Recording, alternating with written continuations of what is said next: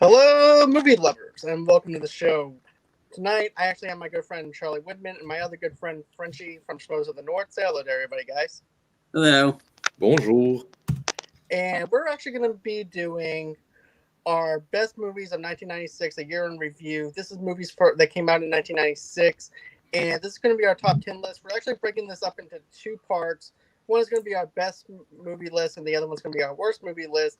Another thing, too, is I actually had to ban someone in the chat and everything last night for my Wonder Woman 1984 review. So please be respectful towards me, towards my guests, and also with the other members inside the group chat and everything, so I don't have to drop the ban hammer. So, without further ado, let's go ahead and get on with our list. So I'm gonna let you go on ahead and go first, Charlie, and then after that I'll do mine. And I just react. Okay, number 10 on the list, I had The Glimmer Man, with Steven Seagal and Keenan Irene Wayans. I thought it was an entertaining action flick. Anytime it was on TV, I watched it. Number 9, I had Executive Decision, starring Kurt Russell and Steven Seagal for about 15 minutes. Spoiler alert. Number 8, this movie was on in the 90s when I was a kid. Harriet the Spy. What we're gonna do is we'll do on ahead. We'll go. No, it's okay. With number 10, go in and tell me why you liked that movie for your number 10, and after that, I'll go into my number 10. Oh, okay. Sorry. I had the Glimmer Man. It's just one of those cheesy action movies. Anytime on TV, I just liked. It was hard to find something from 1996 that I actually liked for number 10. So I just put that one on there because it had good action stuff. It had fourth comedy, and it just watching the latest Joe Blow video of what the WTF happened to Steven Seagal just made the history for that made that funnier. Okay. For my number 10, I actually have Broken Arrow, which is actually an action movie with John Travolta and also Christian Slater. What I love about this movie is the fact that we actually get to see John Travolta play a villain, because we were so used to seeing him play a hero for a long time, and now he's actually playing this government villain who's trying to take down these other government agencies and everything else. And that's what I loved about it, was the fact that, yeah, it's cheesy and everything. Yes, it's actually one of those action movies that might be kind of repetitive, especially when you're dealing with a 1996 kind of view or 1995 kind of view. But John Travolta just adds a certain flavor to a villain that I really liked. And Christian Slater is actually one of my other favorite actors. Whenever you look at the two of them, they're totally different in their acting abilities. And that's why I actually think that this film actually works. One person brings one kind of flavor to the other character, and the other person brings another source of flavor to the other. But what do you guys think? Well, for me, like, I've never heard of Glitter Man. By the way, I had to check it on Google, and it looks cheesy as fuck. And back in the day, I would have went like, nah, that's not for me. I'm starting to get older and just, smoking too much weed, so I like cheesy things just either to piss off my girlfriend or just to have a laugh, right? And I'm probably going to check that one out. Broken Arrow scarred me in a way that was probably good. I was too young to watch that movie, and my parents did not know it's rated R. My mom stopped the movie halfway because it was way too gory for me, but I actually found a way to sneak back when they were sleeping, actually put it back on and finish the movie. So I was too young, but I loved it. I really, really adored that movie. I haven't seen it in a couple of years, but it's definitely something that marked me. Broken Arrow is a great movie, and it's the less gory John Woo movie that he's did since his past. I mean, Hard Boiled is just a violent movie, but it's great. But the best, Broken Arrow is great. John Travolta, I mean, as a villain, is awesome. But you can't forget the short-lived career of Howie Long as the villain, and the Howie Long Wilhelm scream after him getting kicked from the train. So yeah, that's one thing I have to say that actually works out pretty well. Another thing too, another thing I want to know is what's your number 9? I know that you mentioned something. Okay, yeah. My number 9, I had Executive Decision with Kurt Russell. Okay, tell me why that was your number 9. It's one of those I haven't seen it in a long time. It's just, again, I tried to find something that I remember seeing in 1996 that I enjoyed, and it deserved to be on my list. And then it briefly had Steven Seagal in it for like 15 minutes.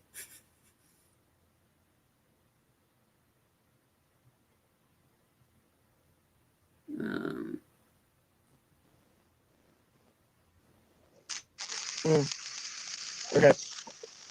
So Executive Decision was 9. I just wanted to find something that was entertaining and had Steven Seagal in it for like 15 minutes. Okay. So my number 9 is actually a movie that I really like, and that is Celtic Pride with Daniel Stern and Dan Aykroyd. And I like this film, and a matter of fact, Frenchie, I actually just mentioned Celtic Pride as being on my number 9, which has Daniel Stern and also Dan Aykroyd. They're fans of the Boston Celtics, and What basically movie? what they do is Celtic Pride. God, you guys are naming movies I've never heard.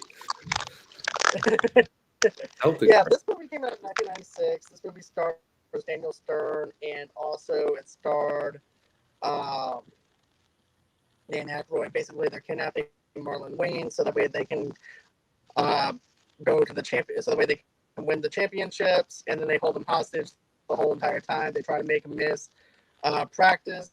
They make him miss everything just so that they can, go on ahead and kidnap him. I've never heard of that movie, so it's like I've never seen it. It's really underrated. It's funny as anything.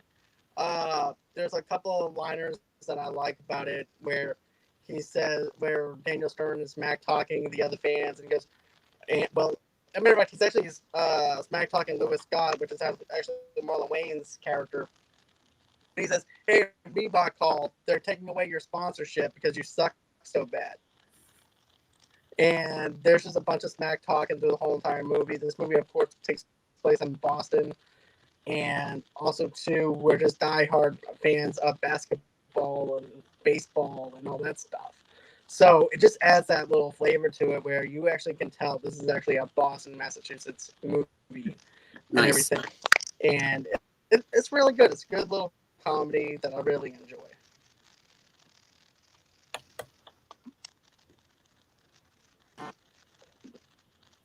Okay, my number 8 movie was Harriet the Spy. What movie is that? Harriet the Spy. Oh, okay. I remember seeing that. Yeah. Go on. It was. I just thought it was one of those memories I remember as a kid in the 90s. Growing up, I was when that came out, I saw that like years later. So it was like one of those entertaining, and it had one of the old original VHS with an orange colored VHS tape. You knew it was definitely Nickelodeon. Right. This was actually one of the first Nickelodeon films that came out. Yeah. This is their first ever movie. I remember going to movie theaters to see this movie, to be honest with you. Mm-hmm. And I ended up liking it. I ended up being surprised by Harry the Spy. I mean, I thought it was really good. I thought the Rosie O'Donnell did a very good job in playing this role where she's actually a nanny trying to take care of Harriet at the same time that her father is actually not around. And Harriet is going around observing people, making assumptions about people, and she thinks that she's actually a spy, but instead she's basically just a national enquirer or something. Just thinking what's on her mind. Again, it's one of those friendly kind of PG Nickelodeon movies that had no effect, stuff like that. One of the tamers on the list.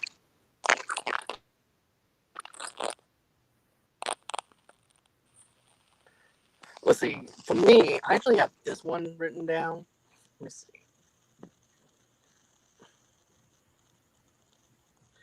Let's see. Another one that I have on my list is actually Happy Gilmore, which is my number 8. with Adam Sandler. Yeah, it's a great movie. Hold on one second. Ashley Martin, one of my friends, she goes, "Oh man, that was one of my jams back in the day." Which one was it, Ashley? Was it Harriet the Spy or was it Celtic something Pride. else? Tell me in the comments. Oh, was it Celtic Pride? I don't know. I was just speculating. Okay. So, anyways, another thing I liked about Happy Gilmore was the fact, yeah, I liked Billy Madison, but when he came out with Happy Gilmore, my favorites, they had a lot of my favorite scenes in there. Okay, Ashley said Harriet the Spy was one of her favorites. Cool. But, what I liked about Happy Gilmore was the fact that it was something different where, I'm not a big golf fan. I don't like golf or anything like that. But Adam Sandler making fun of other golfers, and then he has what's the guy's name that always says it's all in the hips, the teacher. Oh, he was an SNL guy, I think. Right. He's been in a lot. He's a very close friend of Adam Sandler. I cannot think of his name. Well, I was trying to think of his character name, but I liked his comedic timing between the two of them, especially whenever he goes, "Thanks for dressing up." He goes, "If I had to go, oh, thank you, Ashley. It's Chubbs." Okay. Oh yeah, Chubbs. That's right. Yep. Carl Weathers. Yep. And my favorite thing that he says is, he goes, "Look, if I have to go ahead and wear these pants, I would have to shoot my own self." And Yep. So I like that part. I like the Shooter McGavin lingo between the two of them. I eat shit for breakfast. Let's go down to the bay. We'll make things out of clay. I just may. That scene was really funny. Then Bob Barker. Yeah. The Bob Barker sequence, him being beat up by Bob Barker on TV. I mean, and Ben Stiller's appearance. Yeah, Ben Stiller's appearance still makes me laugh because something that you don't notice, right? No. And apparently he shows up in another one of those Adam Sandler movies that just came out. Yeah, he shows up in Hoobie Halloween, which is not that great film. But I think he shows up as the character from Happy Gilmore. Yeah, he does. As a matter of fact, that was like a shared universe kind of thing that they did with that film. Yeah. But, nothing beats Billy Madison to me. And not Billy Madison, but Happy Gilmore. And I also liked a couple of other things too in Happy Gilmore as well. Especially with Ben Stiller goes, "Oh, does anybody else's hands hurt?" And he's just looking at Billy, Happy's grandmother and everything. Yeah. "Look, Grandma, either you shut up or I'll put you out. So you will go to sleep or I'll put you to sleep. You're in my world now. So I thought the comedic timing with everybody was really good. It's a simplistic plot. It's actually really good and very drawn out. The jokes are not repetitive or anything like that. Especially when you look at Billy Madison, where some of the jokes are pretty much repetitive. Mm-hmm. Especially when you look at the Doyles. For Doyle rules. Yeah, because that to me that's kind of like a repetitive thing to the point where I was having a few minutes and then it gets kind of repetitive with that. But with this, there was not really that many repetitive things that actually happened. I also liked it too when Adam Sandler's girlfriend is trying to break up with him, and he's on the speaker box. He goes, "Good, get out." "I'm just kidding, baby. I really want to be with you. You know I love you." Yeah, the little old Asian lady comes in and everything. But yeah, I thought it was really good. What's your number 8? Oh, my number 8. Yeah, it was it was Harriet the Spy. That was number 8. Okay, so your number 7. Okay, my number 7. I had this higher on my list. Broken Arrow. It was definitely number 7 for me. Again, it was this typical John Woo movie. I'm a huge John Woo fan. It's just the action, it's the one-liners by John Travolta as the villain. He's just carefree, telling people do not shoot at the nuclear weapons, and it's and Hallie Long's one good appearance into acting. I mean, it's just To be honest with you, I was actually expecting doves in this movie because he's all about birds. John Woo is. Yeah. So I was Yeah. expecting some type of doves or birds whenever you look at Broken Arrow. Could the doves have been on the pond? Like when they trying to escape, when they escaped the mine cart, was the doves there maybe? Or Maybe. But no, that's John Woo's flavor though, is always Yeah. adding in them. like when as soon as doves show up, you knew bloodshed's happening. Like it's the calm before everything hits the fan. Exactly. That's also why I liked Face Off so much with John Woo. Face Off's like great movie.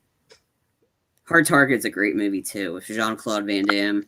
Yeah, I actually have that on Blu-ray. I don't have that yet. I'm probably gonna wait for 4K whenever that comes out.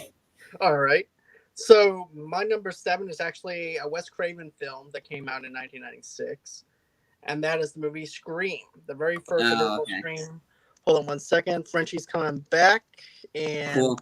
Yep, he was having some technical problems and everything, so he's coming back now, and he's going to be added to the stream now. I hate my PC. Right.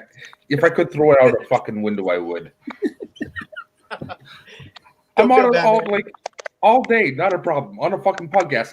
No, let's go on vacation. Fucking thing. Right, that's actually how I feel about the audio whenever it was first acting up like figures. But, these things happen. We have no control over them. I feel like Christian Harloff sometimes, where I just want to pick up the chair and just throw it across the room as far as I can. But I think like Act of Gods and internet go well together now. Okay, cross his fingers. But let's see. We talked about Happy Gilmore. And now we're on to Scream. That's actually on my number 7 list. Nice. Mine was Broken Arrow. 7. Yeah, he talked about his Broken Arrow. But yeah, the reason why I like Scream was because it's the original movie that came from Wes Craven outside of the Nightmare on Elm Street realm. You also have Drew Barrymore in this movie, who's in there for like 5 minutes just to get killed. Then, of course, it goes into the whole entire thing of who did it, who's the killer. You don't even expect anything during that time because you're so engaged into the film that you actually get surprised by who the killer actually is. But once that killer is actually revealed, once you go back and rewatch it, it's very noticeable and everything. To the point where, like, okay, why didn't I pick up on this the first go around? But then again, you're so enticed into the whole entire plot that you don't even realize and pick up on a few things. So therefore, that plot's actually something that is actually a surprise.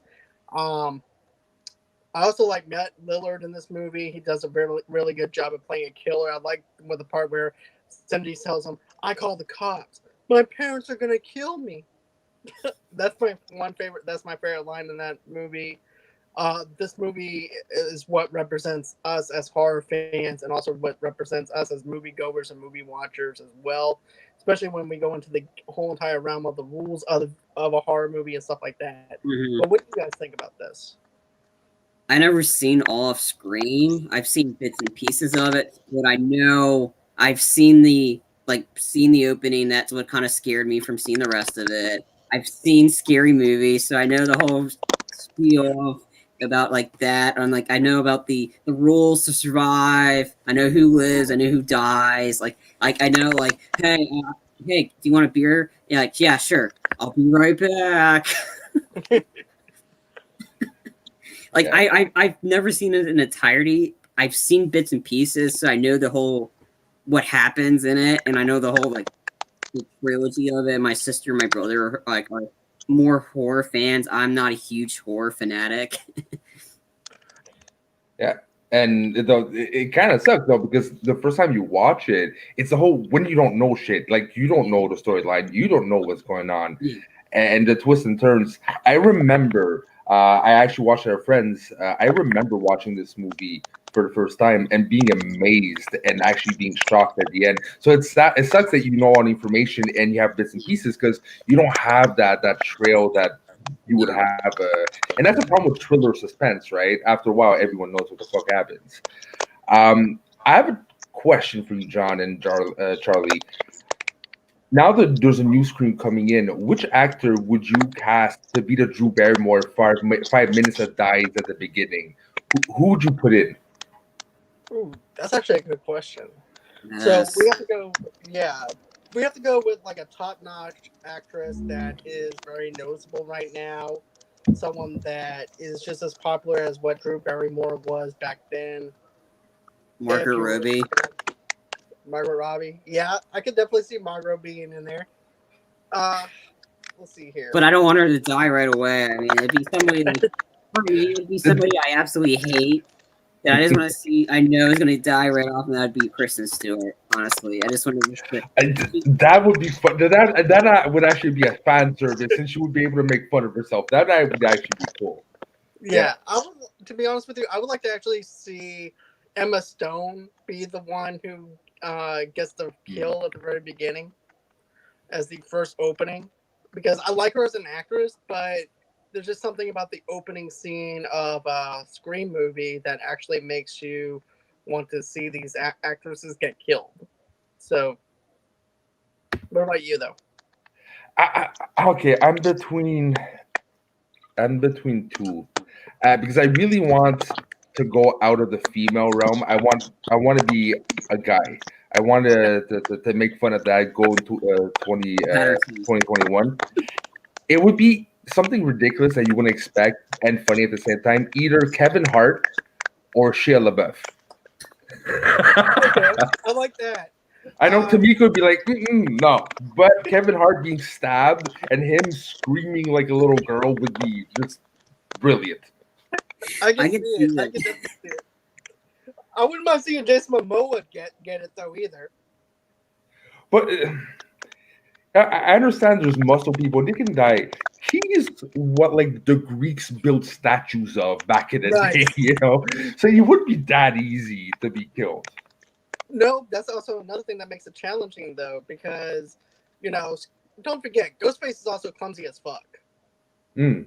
So It's a regular person, right? right. So, he would actually have to use pretty much all his own weight to actually wear him down to the point where he actually has to kill him. Or a fucking Yeah. flamethrower. Right. Muscle You gotta recall on that shit. I just like to see a challenge for Ghostface. That's all. I got a gut feeling that they're gonna kill off Nev Campbell right in the beginning of this new one. That's just something I think is gonna happen.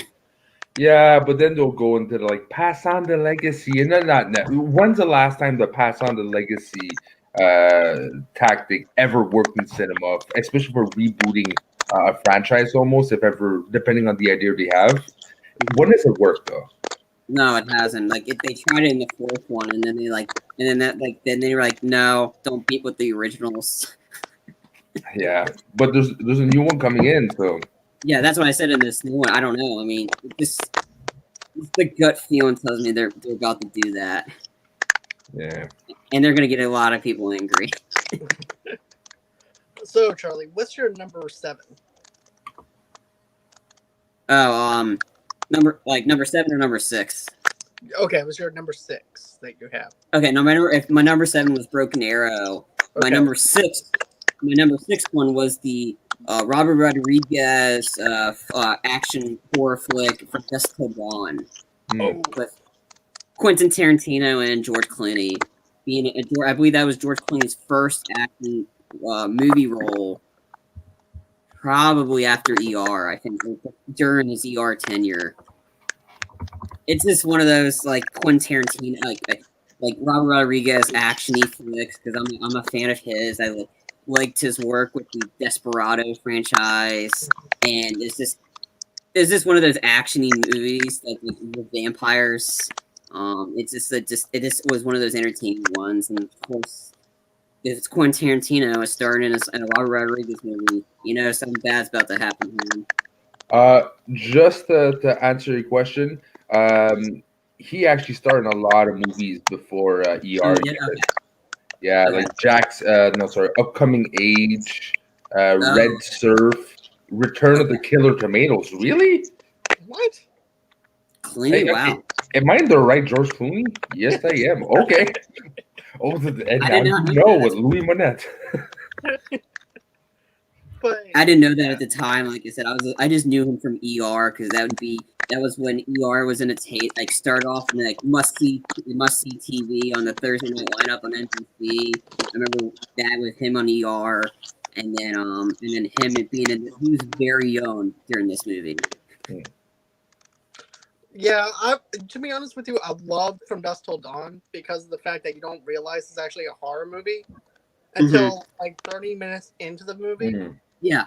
Because at that point, they're just a bunch of basically his brother's a pervert. He's just a guy on the edge who's just trying to get to Mexico to try and get some merchandise from somebody and make this deal so the way they can get paid.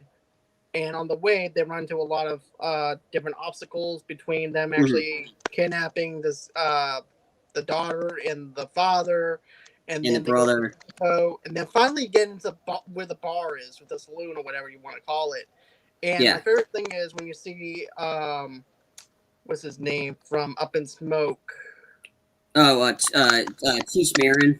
Yeah, when you see Cheech going, we got titties, we got round titties, we got we got tornado titties and everything. It's just like different types of titties that he was actually just referencing, and then all of a sudden they go into the bar, and then that's when the shit really hits the fan. That's when you realize this is actually a vampire movie, and this whole entire saloon is actually set in the desert, which nobody can actually find you, which is actually convenient for vampires because they can actually build tunnels, they can do whatever they want with you.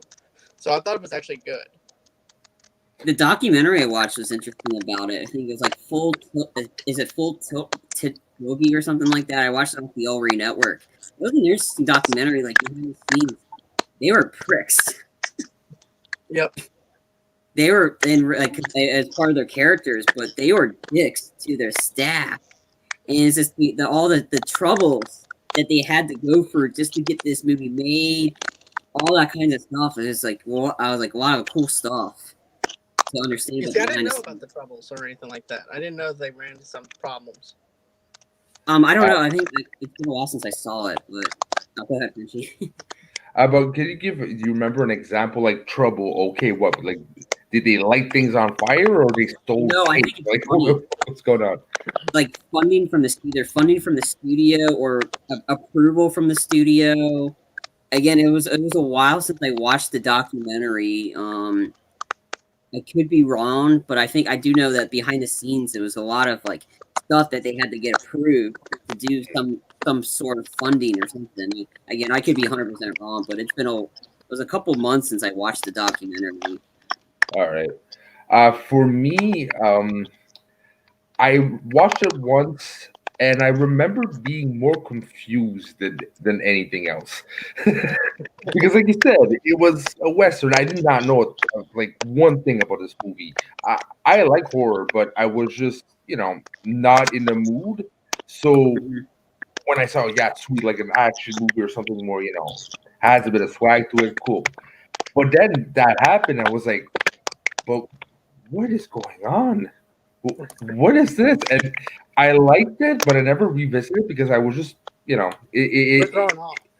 Yeah, it threw me off, and it maybe, maybe older or knowing more Rodriguez more in the future, I would have pretty much appreciated probably. But on that moment, it was not my vibe, honestly. I can understand why, because you're going in there expecting one thing, and then all of a sudden the tone changes, the direction, and you don't know exactly who this movie is actually for. So I get what you're saying. Do you guys were you surprised and enjoying the twist when you guys got it, or?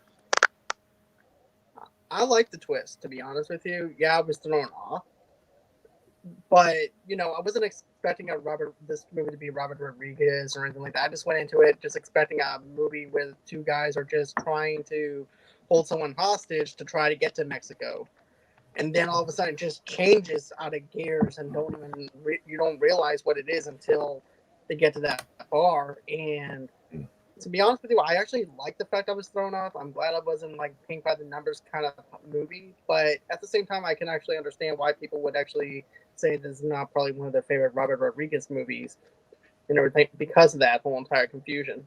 All right. I found the info that we're looking for about the behind the scenes issues. So there's a lot of stuff that caused this movie to be delayed. From the production side, the exterior set of the strip club burned down and had to be rebuilt. And then the location behind that, there was a lot of dust storms. So, and then the film used non-union crews that led to almost a strike. Oh. And that's what the that documentary movie talks about that all that sequence. And it's funny. I wonder if there's any other troubles he got later on in his movies, because he's pretty successful. Him and Tarantino, right? So I wonder because it was just the early days and he hasn't proven himself, or what the beef truly was. Like the behind the curtain things always amaze me, right? And there's always like little things that we don't know that we can only speculate about. Right. I would recommend checking out that documentary though. It's interesting, like just knowing about like whoa. And I just read off from that same site that Quentin was originally supposed to direct it. All right. Let's see here. My number 6 is Swingers, starring we have, of course, Vince Vaughn in this movie, and Jon Favreau's in this movie. And basically, Jon Favreau's a struggling comedian who's trying to make it out in Hollywood. His other friends are actually, Vince Vaughn is actually a actor who's trying to make it out in Hollywood as well. So it's basically very Hollywood, very California-like. There's a lot, and not only that, but he's also going through a bad breakup. Jon Favreau's character is. Vince Vaughn is like, hey, we're going out. And he's like, no, we're not. I'm not going out. I don't want to go out. He goes, no, we're going out. We're going to Vegas. And so they go to Vegas and everything. And he's basically, Vince Vaughn is just trying to help his friend out. He's trying to get his confidence back up, especially after his girlfriend breaks up with him. And also, to just trying to help him move on from that hardship and everything. And I thought that was a really good buddy movie and everything. And also gives you a little bit behind the scenes stuff with Hollywood in general when it comes down to how hard it is getting certain roles, because of the fact that Vince Vaughn's character goes into this one audition role and he blows it out of the park. And the director goes, yes, you did fantastic. And he goes, but there's one problem. He goes, what is it? I'll change anything. That role is specifically for a 10-year-old. So okay. So that escalated. Yeah. So the movie is really good. I recommend it. And not only that, but it also has a lot of throwbacks, if you will, especially when you have to look at Sega Genesis on there. You also have another thing that's like totally improv with Vince Vaughn, where of course Jon Favreau's character goes, "No, man, I'm good. I don't need no advice." He goes, "Oh, my little buddy's just all grown up. He's all grown up. Look." And he goes on ahead and he passes the plate over to the booth behind him. And he goes, "Here, have my plate. We're celebrating." So it's a very good movie. I highly recommend it. I haven't seen it, so I'll have to check it out. To be honest, I don't like this movie. You don't? I saw it twice. The first time I was bored. The second time I was even more bored. My girlfriend loves this movie though. She'd be good to sit in for me and talk about a couple minutes. For me, I can feel the drool like just slowly dripping and just like tingling on my head. I tried. I'm not a big Vince Vaughn guy. Right. You see, I'm not either. I just like him whenever he's co-starring with other people that makes him better. If he has that right co-star, like Owen Wilson, when they're teaming up together, they do a really good job. Solo films, not so much. They always bring this balance with each other when they're actually doing stuff together that I really like. As far as their solo stuff is not as good as when they're together. Yeah. Him with Ben Stiller in The Watch is great. But I'll have to agree with you though, Frenchie, too. Like, I fell asleep watching it the first go around, second go around, not so much. Then the third time, I gave it a try and I wound up liking it. You're not convincing me. I'm not doing it third time. I'm not. Like, I see where you're going here. Maybe we should just get people that donated the show so that way they can make you watch. Should we start a poll? You know what? We'll go back to the conversation we had on the first you talks about, and my ego's gonna get in the way. I'll just be in denial. I'll be like, nope, people never pay for that. Okay, that'll work. So By the way, John, just so you know, I did a little research. We don't have to talk much about my picks, but I just want to mention them for my top 3 if I mind. Okay. Sure, not a problem. Okay. Sorry. No, go on ahead. If you want to mention something, go No, ahead. I found my top 3s. So Okay, when you're that's up. Okay. So we did my number 6, so that brings you to your number 5, Charlie. All right, my number 5 is a movie called The Phantom with Billy Zane. Oh, That was such a great movie. Like Billy Zane, Catherine Zeta-Jones. I can't think of his name, but he plays the father of Dexter. Oh yeah. What else did he play? And then I think Christy Swanson too was in it. I think it was just one of those movies. It's just very entertaining. It was just Billy Zane. It was just like the kind of like I think it's like based off a comic book. So it was one of those cool kind of comic book movies. And it was just entertaining. Yeah, it was that weird attempt at pulp movies like The Spirit and what was it? The Spirit, the one with Baldwin. Shadow. The Shadow. Yeah, the Shadow and Phantom, very pulp. Like that purple condom latex suit is just so cringeworthy. But again, in a day and age, I'm getting older, and I just love the you can even see his package at one point. You know, it's fun, and I wish they would make movies that are campy like that a bit back and make fun of the pulp. I wish someone would rip off the Phantom and make a superhero movie a la Phantom. Yeah, same.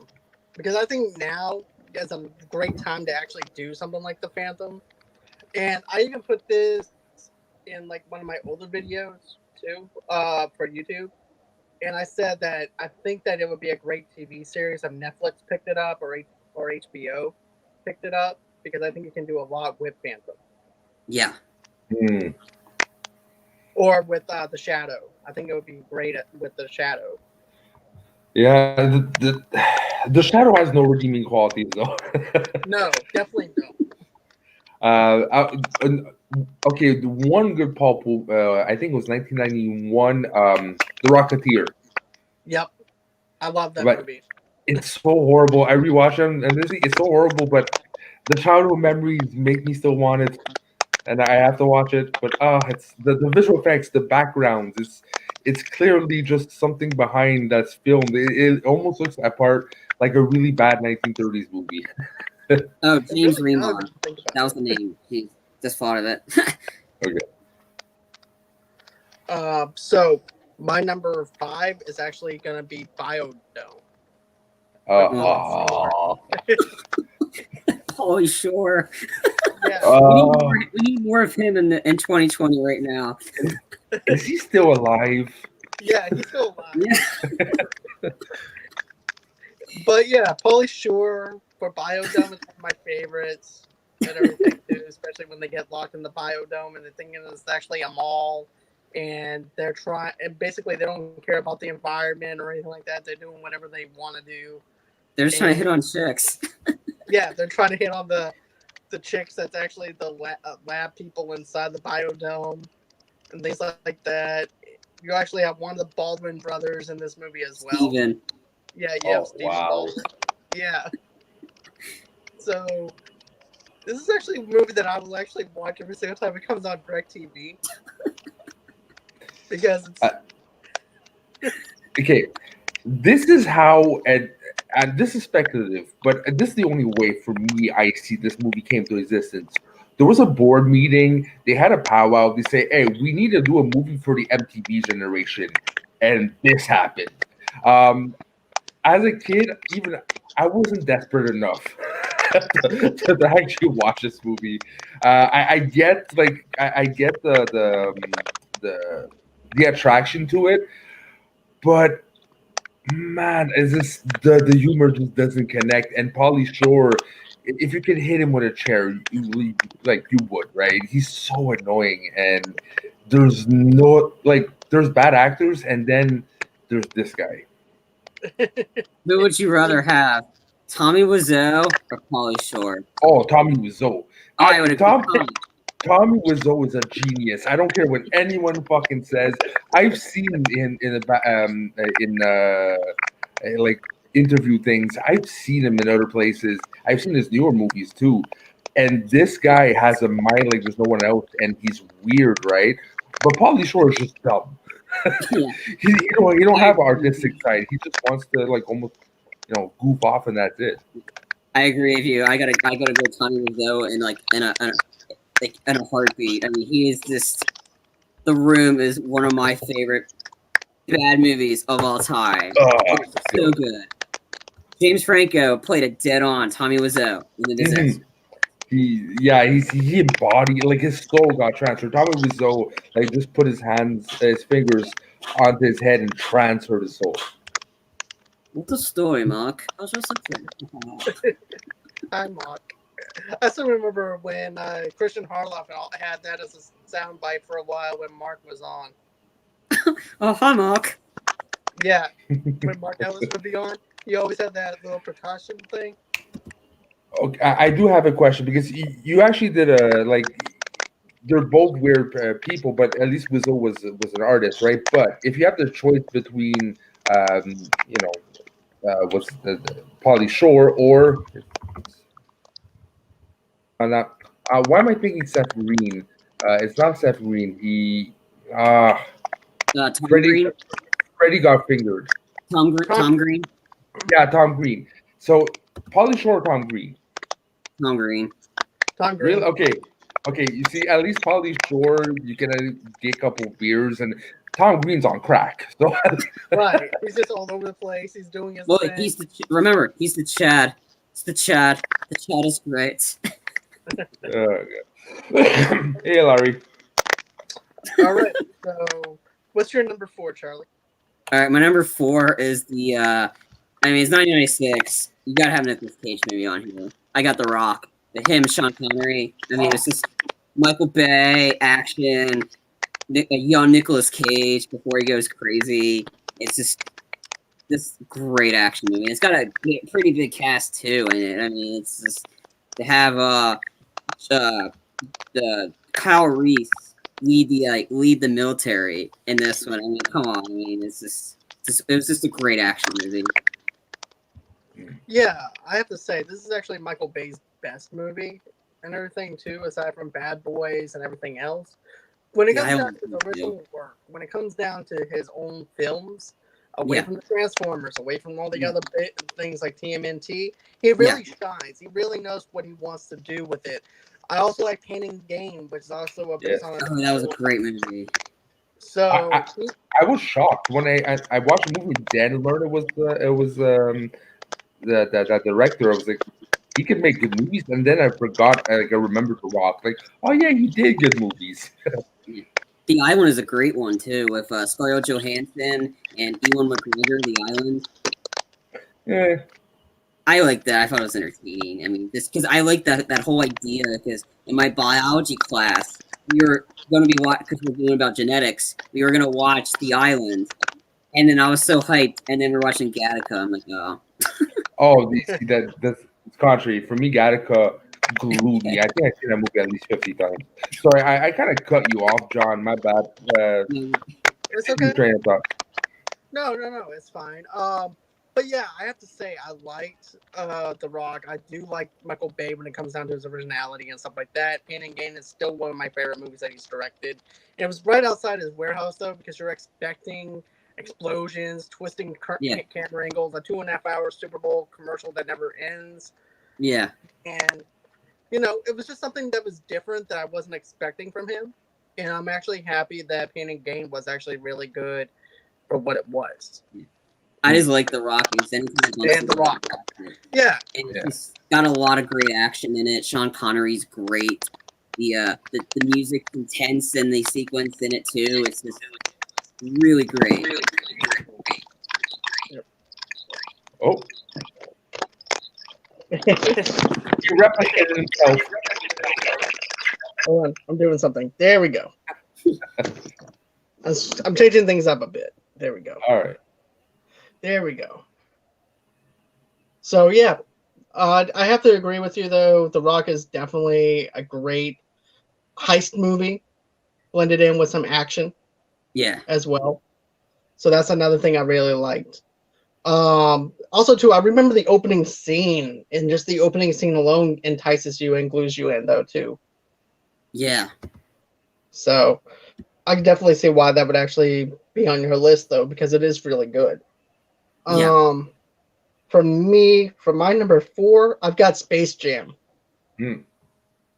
And I love Space Jam. Space Jam's always going to be my thing because of MJ. I remember going to school wearing an MJ jersey, going for the Bulls all the time, just watching him just perform. And also, too, how much of a team effort that he actually puts in 110% every single time whenever you actually look at it, how passionate he is about the game. His acting ability is not the strongest, but they made a script that was built around him where his acting ability can actually shine a little bit. Del Murray's in this movie. We also have, of course, Newman, the guy who plays Newman from Seinfeld's in it, though, too, which I thought was really good. I thought the comedic timing with the Looney Tunes was really great. Also, too, using the green screen for that time was actually something new and fresh that we didn't get before. So it was like the green screen CGI was actually the new way of actually filming movies versus how we originally do them. So then a couple of years later, we actually have The Matrix, who actually changed the way that they actually made things. But for that period, it was always the green screen. It was always trying to create new things, and that's exactly what they did with the Looney Tunes. And I still love this movie. I still watch it every single time it comes on. Danny DeVito as the villain was really good. The soundtrack is good. I still own the soundtrack, as a matter of fact. So I used to own it. Until my mom actually threw it out because background, very religious background. And at one point, she realized in the main song of, if you think about it, it's kind of wrong too, of Space Jam, they actually say, "Bam wham, thank you, ma'am," which is an expression for rape. And yeah, and it's in, if you re-listen to the Space Jam title song, they do say "Bam wham, thank you, ma'am." And my mom, when she heard that, she took it and threw it out. See, I didn't even know that was actually the lingo for rape or anything either. Yeah, it's bam, wham, thank you, ma'am, Yeah. Okay, I gotcha. So, my mom is actually a religious person, though, too, which is actually funny. No, she never did. Then again, which I think is actually funny, to be honest with you. Yeah. But Basketball Jones was actually At least Shaq wasn't in it. Basketball Jones. Oh, the Basketball Jones song was actually one of my favorites from Chris Rock. And everything too, because Chris Rock is actually singing a song about how much he loves his basketball and everything else. How he loves to sleep with it. I thought that was actually pretty funny with the soundtrack. But yeah, Space Jam is always going to be something that's actually special to me. And then also too, I remember making skits up for I Believe I Can Fly, but now I don't even listen to it because of the fact with the whole entire thing with R. Kelly. So I don't even. Ironic. About it, thank Bam One, thank you, ma'am, and then R. Kelly's track 2, right? So just saying, something's off with the Space Jam soundtrack. True. That is very true. All right, so let's go. Before we move on, I know you had a hard on for the Lady Bunny. You had a hard on for the Lady Bunny. You know I did. You saw my post. Every kid had it. Yep. And then I'm like, what if they do this in live action? Who could play Lola? And I'm it's like it started the furries movement. I'm just saying. I think I'll pass on that one. That's how we got cats. Yeah. Oh God. Oh, please don't. No. You see, No, cats give you PTSD. You see Charlie's reaction? Oh God, it I hurts didn't their see it. I brain. just know it's bad. Okay. Could I start with my number three? Yeah, go on ahead. Yeah, man. I hope it's not on your list. For me, it was The Arrival. No, that's not on mine. It's not for me. You ever seen it? No, I know. I saw Mhm. Charlie Sheen's in it, but other than that, I don't know anything else about it. Yeah, this is before I knew he was a raging drunk Minor idiot. blood. But uh, it, my mom was obsessed with this movie. My mom loved this movie, and she was anything sci-fi. And I remember the scene that you see the aliens for the first time, and like their legs, instead of like this is the knee, instead of bending like this, it would bend the other way and jump off roofs and stuff. And I was so freaked by it that it kind of like started my obsession. That and Stargate started my obsession with sci-fi.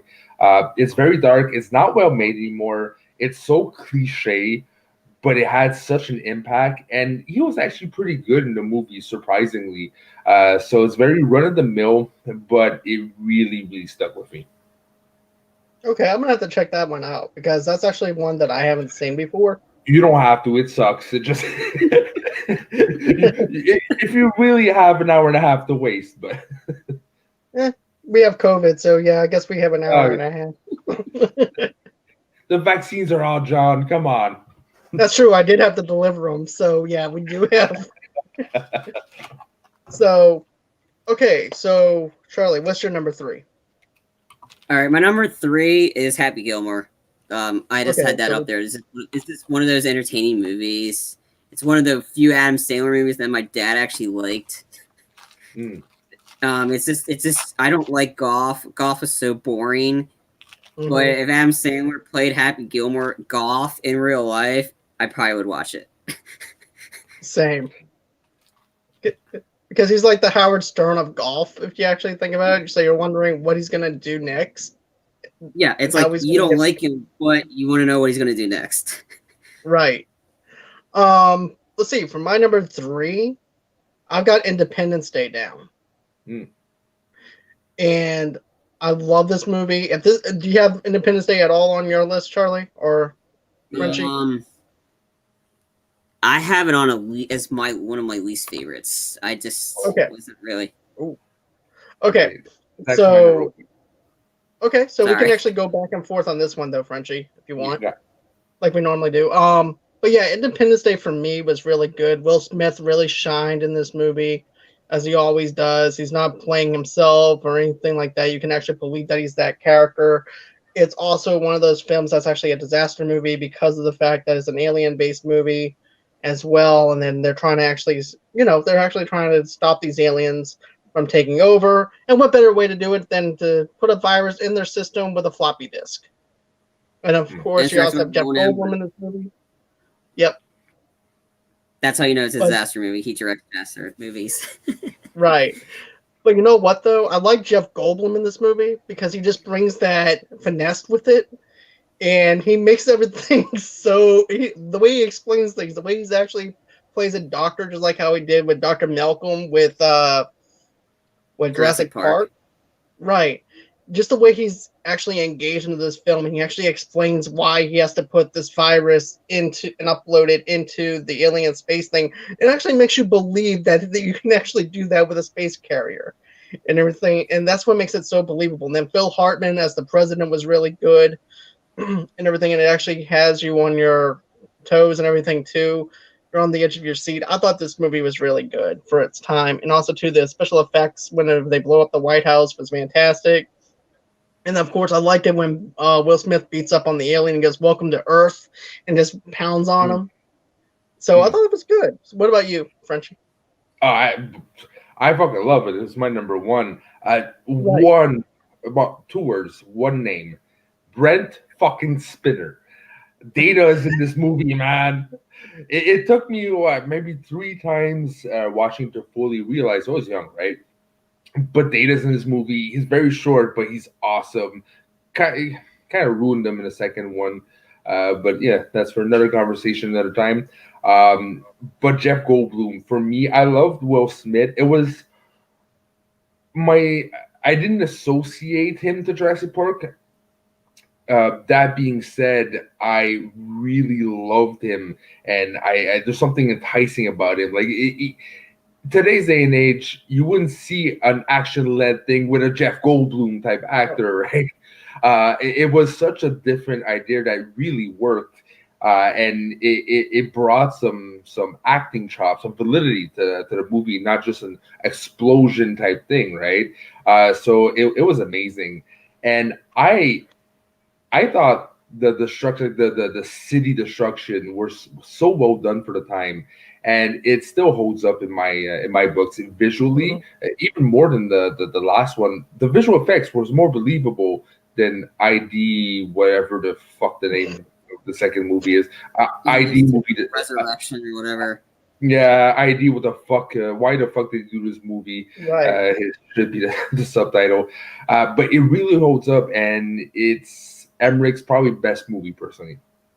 I agree. Let's see here. Ashley Martin says, Will Smith, what the hell is that smell?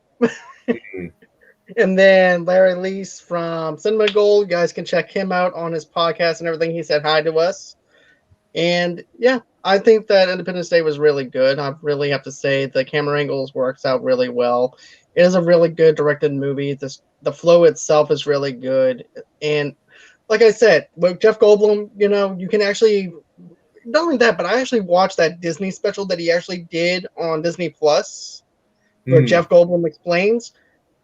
That's why I'm engaged into this. I can watch him for a solid 30 minutes talking about coffee and about how coffee was made and why people love coffee, and also shoes. So with him just talking and explaining things, I'm like, okay, Jeff, I'm believing you. I'm gonna go ahead. I'm gonna upload a floppy disk right now up to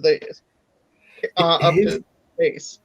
His brain waves, like his beat in life, is so odd. Just the way he speaks, right, is so unusual that it just drives you in. You're like hypnotized. He could be this.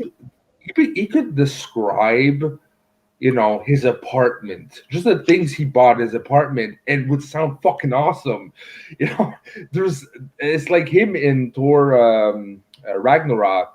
He was so perfect for that oddball type character, and like there's no one else. Then you have actors that are replaceable, and then you got actors like him that whenever he passes away, God bless him, because we will never find another Jeff Goldblum. No, definitely not. Okay, so what is your number 2? Me or Charlie? Okay, my number 2 is the Arnold Schwarzenegger action flick Eraser. This was this. Is this what I'm a huge Arnold? I'm a huge Stallone. I'm a huge Schwarzenegger fan, and this was just perfect for him. I mean, it's like the action was fantastic in it. The guns that the specific special weapon he has and how heavy they are. It is just manhandling, just grabbing 2 of them. There's like just going berserk on everybody. I mean, it has a classic Schwarzenegger one-liner: "Your luggage." I mean, after hitting an alligator with luggage, calling him "your luggage." I mean, it's just one of those great action movies, and it's like you've just been erased. I mean, it's just one of those great action movies, and it's just one I just remember anytime it's on TV, I'm watching it because it's so entertaining.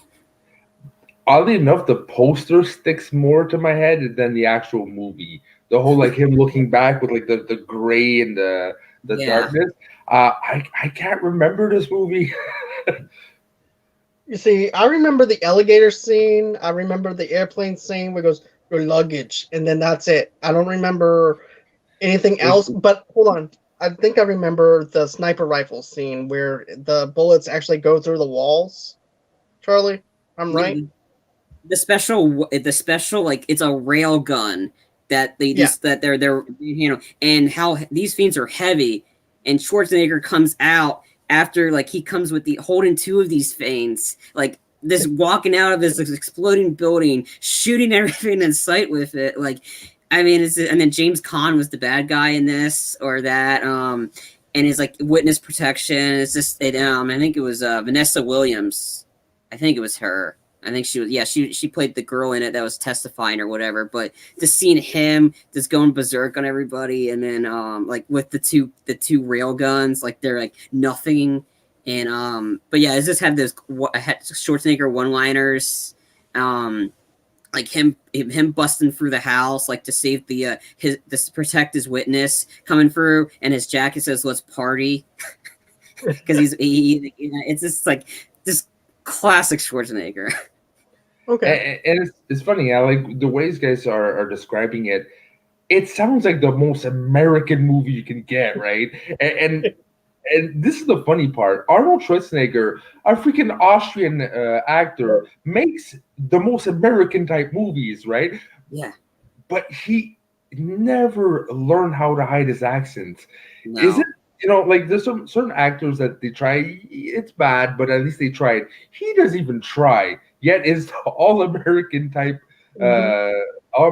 movie. So it's just kind of funny to me. It's a great movie. Like it's just something worth watching. I mean, it's not as it's definitely 90s, but it's not as campy as his Commando or like other stuff. I think this might have been before he did Terminator 2 or after. I'm not 100% sure. I forgot when Terminator.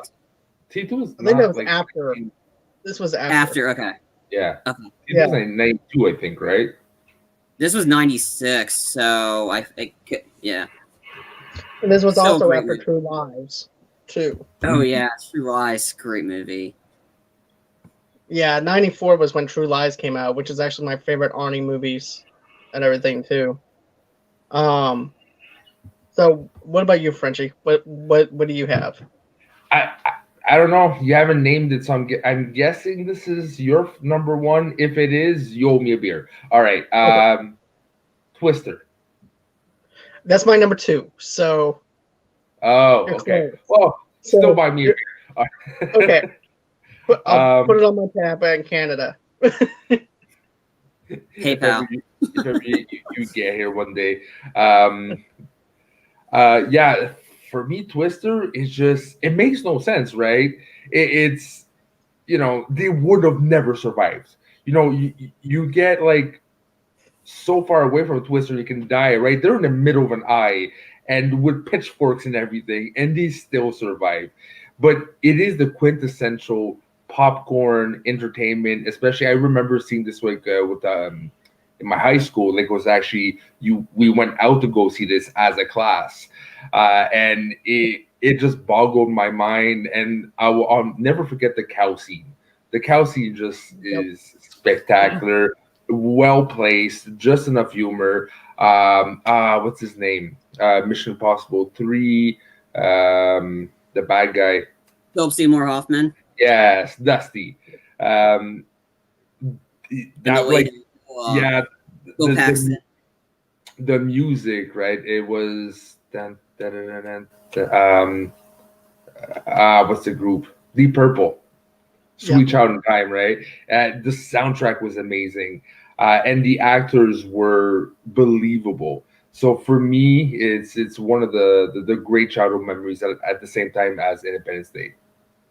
You see, I was in 5th grade when this movie came out. It was also in the summertime. I remember. You haven't? I'm not. It's on my to-do list, and I have a huge list of stuff to catch up on. Okay. Well, I remember going to see this movie in Boston and everything. And I remember we missed a couple of minutes of the movie, so we snuck into another theater, part of the movie theater and everything. We got to see the whole movie. So, John, come on, you're supposed to be a good guy. Hey, I was 10 years old. I didn't know no better. Oh, you did. Oh, you did. Don't tell this to me. I'm at a movie theater. I'd stop kids from sneaking in. Well, you didn't do a very good job. Well, I didn't work at a movie theater until 2009, so it was way past. I know. But, I like this film. Like you mentioned, Frenchie, the cow part was actually one of my favorite parts because we got cows. And then the whole entire plot line is cheesy, but it's also funny. But the effects at that time actually worked as Mm. well. Made it very Yeah. believable. But another thing too that I really have to say that I really thought that was actually funny was the fact the whole entire plot is them trying to get this thing to where it can actually read tornado signs and stuff like that.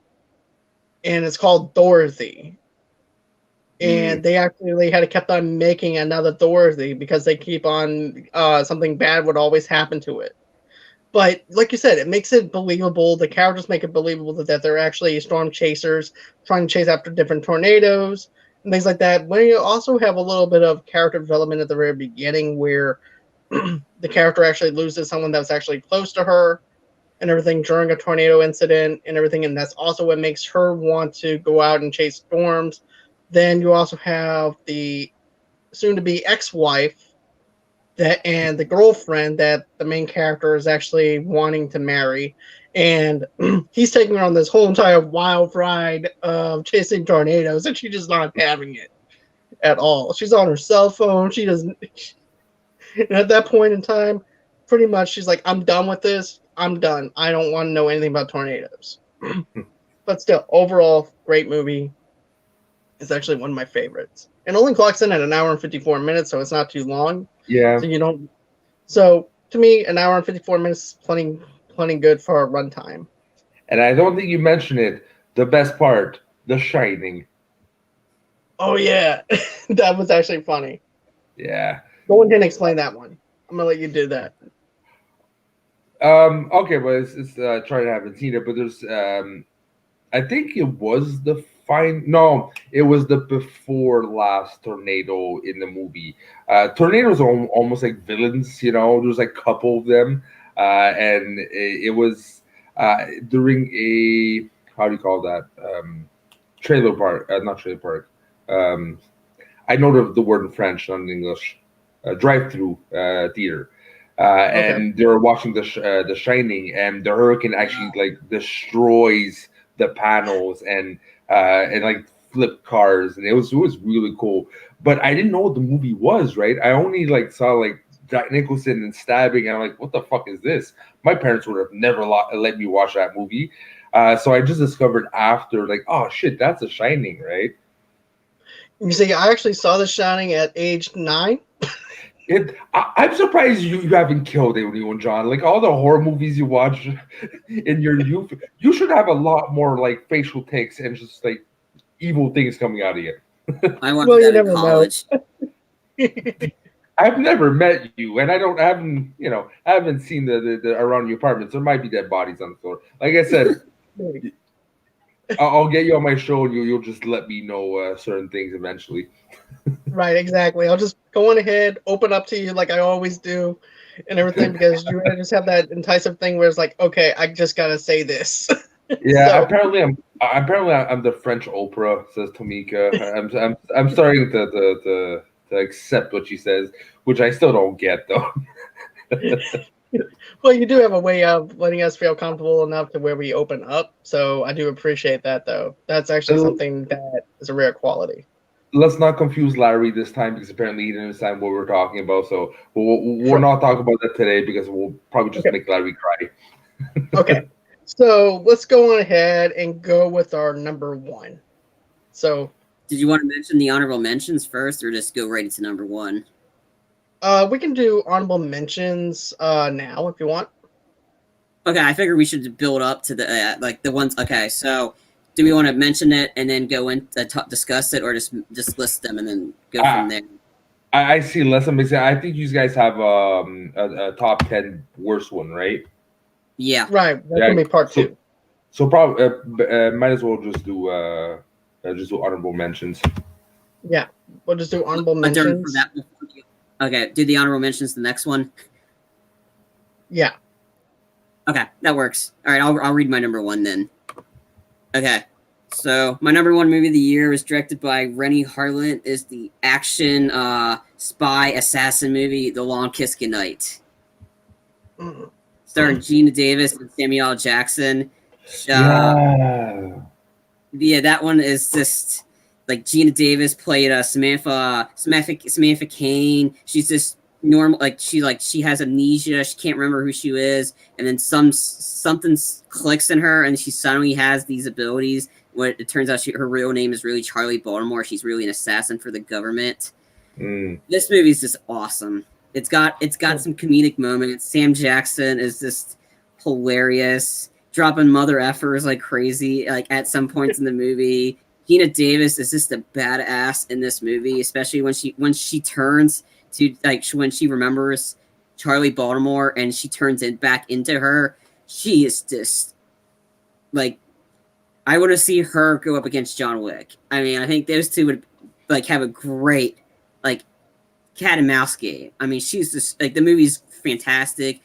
It's got a lot of comedy in it. The action is fantastic, and yeah, it's just, that is just, anytime it's on TV, it's been on TV the last couple of months on the Epix channel. I'm turned to it. I'm watching it. It's just so good. Okay.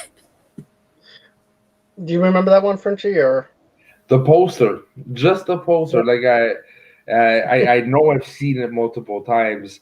It's not something that interests me back in the day, and it's probably something I would like. It probably is on Stars or something. I would be opposed to watching it because that poster and Samuel Jackson. You can rarely, well, yeah, you can't go wrong with Samuel Jackson, but it's still fucking Samuel Jackson. Yeah. So, right? So I mean, it's just the funny with the posters. Like, you see him and her, and you think, oh, he's the main guy that's that's taking charge, but it's no, he's taking the back seat because Gina Davis is bossing him around. And it's just the sequence where he where you don't see him anymore, and he wakes up in the car and he goes, "Oh, that's right, you can't kill me, mother effers." I mean, right before the huge and then the explosion itself at the end. That is just how they filmed this in 1996. Is this hilarious? Like the CGI of the cars crashing down, and the girls like, "Don't run, like, don't hit the cars," and just that stern look that he gives her, like he's about to shoot her. Oh, Ashley, man, let's see. Ashley said, "A 12-year-old me thought The Long Kiss Goodnight was the best movie ever. First time really getting to see Samuel in all his glory." Yeah. I mean, and her dialogue is like hilarious. Like, a lot of times, like, she's having the fight with the Craig Bleeko, I think his name. He's the guy that was in Scary Movie 4 or whatever, Scary Movie 3 and 4. He played the love interest to Cindy Campbell or whatever. He was the villain in it, and like this guy's like, "Oh, sir, I'm wounded real bad. I think I'm dying." He's like, "Continue dying," over. Or he pulls out the knife. He's like, "Oh, only 7 inches." Or just kind of like making a sexual innuendo with that one or whatever. It's just, the action is just what sells it, and then like just how badass she is. Okay. You see, I'm with Frenchie. All I remember is the poster. I don't remember that much about this film, other than that. So I'm gonna have to go back and rewatch this, or watch this movie in general, because I don't remember actually seeing this movie. So the action still lives up to this day. Now, boys, I do have to let you go. That being said, really sorry about that. Just it's no. I thought it was around like an hour and 15. It's baby duty time for me. It's okay, man. All right. But just if not, I'm sleeping on a sofa. It's okay, man. Let's just do this real quick. What was your number one? It was Independence Day.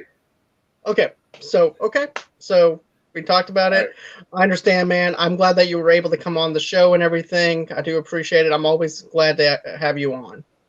All right. So before I go, if you haven't done it already, subscribe to Schmoes of the North. We have the audio side, which is the Frenchie Talks About and the Frenchie Watches. We also have, if you know what the Schmodown is, we covered that, Schmodown Night Canada and Northern Consultations, where we go deep dive into the sport and we have interviews with the participants. So again, thank you very much, and bonsoir. Bye-bye. Nice to meet you, Charlie. Nice to meet you, Frenchie. Bye-bye. Okay. See ya. But yeah, so my number one is actually going to be a Richard Gere movie, which is also a movie that also stars Edward Norton, and that's Primal Fear. Okay. Did you see that one or no? No, I don't think so. Okay, this movie is so good. It has a plot twist at the end of it. You're not expecting the plot twist. I'm not going to spoil it for you or anything like that. But basically, you have Edward Norton who kills a priest because the priest does some really shady stuff during that time. Don't forget, we're also talking about 1996 here when we actually have priests that were actually coming out and saying that they've done certain things to kids and things like that. I'm not going to go into detail with it because we already know what those are. But he winds up doing that to Edward Norton and everything and stuff like that. And you don't realize that's actually what's going on. He gets arrested. We don't know why he's getting arrested or anything in the first place, right? So basically, he's pretty much nuts at that point where Richard Gere is trying to investigate everything. It's just this very good suspense movie. It has a, if you actually think about it, it has a very Fight Club-ish type of thing to it as well. Okay. Because of the plot twist, because of certain things that actually happen at the very end of it. But I'm not going to go into detail because I want you to be surprised if you actually check this movie out. Okay. But it just goes to show you the level of acting Edward Norton can do whenever he has the right script in front of him. Yeah. And also, too, like I said, Richard Gere's trying to investigate, trying to be his lawyer that's supposed to be representing him. And as he goes deeper and deeper into the investigation, he winds up finding out a bunch of shady things that the Catholic priest is actually that he did to him and the motivation why he actually killed the priest. But that's all I'm going to say. I think you're going to wind up liking this movie and things like that. But that's my number one because here's the thing. I love suspense and everything. I wanted to go on ahead and do Primal Fear as a suspense movie rather than just saying, oh, Independence. You know what I'm saying? No disrespect towards anyone that has Independence Day as their number one. I just like to be a little bit different than other people. We're like, oh, okay, I never seen this movie. I want to check this movie out. Or the fact that, okay, Twister's number one, for example. That's go figure. Everybody's like, okay, of course that's going to be his number one. I just like to go a little bit outside the box a little bit.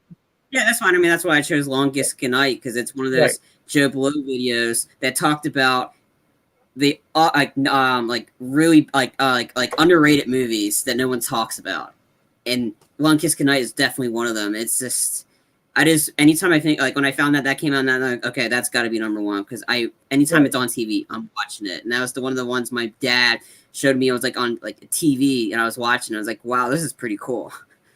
All right. And like I said, I'm gonna have to go back and watch that movie. I think I only seen like one scene out of it, and that's because it was on Jay Leno's show at the time when it was promoting it. Okay. So after that, it's got a lot of great. The action's fantastic in it. I mean, Gina Davis is a badass and she's the assassin. Like she can give John Wick a run for his money. Okay. That's my person. Yeah. Okay. Appreciate that. Thank you for the recommendation. All right, guys. So that's going to conclude the movies that came out in 1996. This is actually our top 10 list of the movies that we love. Next week sometime, we're actually going to be doing the worst movies of 1996 and everything. And we're also going to mention our honorable mentions for the best movies and then also probably with the worst. I don't know if we're going to do one with the worst movies or not for 1996. No, we're just doing top 10 list for that. In general. Okay. I only did 5 because, Okay, and tomorrow night at 8 o'clock Central Time, 9 o'clock Eastern Time, I'm going to have my friend Quentin Bennett here tomorrow. We're going to do like a Star Wars what if kind of episode. Like we're making up our own fictional things that we would actually like to see in Star Wars if a certain thing might have not have happened with some of the characters and stuff like that. So we thought it would be a very fun thing just to do some speculation pieces and things like that on what we would have liked to actually see within the Star Wars realm. So go ahead, check that out. Of course, go ahead, check out Schmoes of the North. He has a great podcast and everything. Tamika and I have been on his show twice, and it's a fantastic show. He goes deep into different topics, topics that you never even thought of. So go ahead and check him out. Check out Larry Leese's Cinema Gold podcast. He actually did a Wonder Woman non-spoiler review the other day. That review's up on his channel. Of course, I did one yesterday. Another thing too, guys, we also have a place that you can actually donate towards the channel itself if you guys want to donate. If you guys can't, I totally understand. But how do you do that? I'm glad you asked. You're just going ahead, go to the link below and everything, and you just donate towards us with the GoFundMe page. Another thing too is independent actress Rossi McCree donated $30 towards us last week. I just want to say this to her. Thank you so much for donating towards us. We do appreciate that, Rossi, and keep on doing what you're doing with your acting abilities and everything too. And she's going to be on the show again coming up next month. We're going to be doing our training day review. So stay tuned for that whenever I actually get that set. Of course, you guys can follow me on Twitter and on Instagram at Movie Lovers TV Lovers Unite on Instagram, and then of course Movie Lovers Unit on Twitter, John DeGorio 8 on Twitter. You can find this podcast on all wherever you get your podcasts from. Always until next time, guys. It's been fun. It's been a blast. Do me a favor too. Smash that share button. Just a sec. So make sure you guys check up our Twitter. We're going to be putting up a poll shortly with 4 more dates of other like potential things for you to see what movies you want us to focus for like that. We're not going to give you the dates. We want you to find out for yourself, but go to Twitter and vote on the poll and to tell let us know what years you want us to do next for this year review. And do me a favor too. Go on ahead, shoot me over what years you actually have, so that way I can actually get them to vote on them and everything too. Okay, another thing too, guys. Go on ahead, smash that share button, smash that like button, share us with everybody. Let everybody know about Movie Lovers Unite. And always until next time, guys. It's been great. It's been a blast. And bye bye. See ya.